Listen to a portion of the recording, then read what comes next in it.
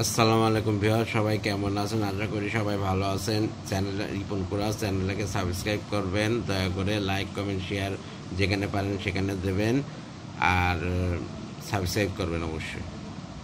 এ হচ্ছে ইতিহাসে x-1/x=3 হলে x4 + 1 বাই হচ্ছে স্কোয়ারের মান কত?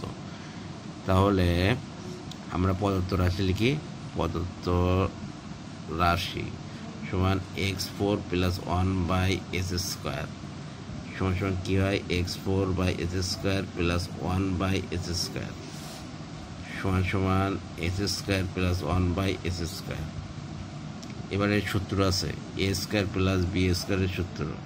a² সূত্র a - b² + 2ab।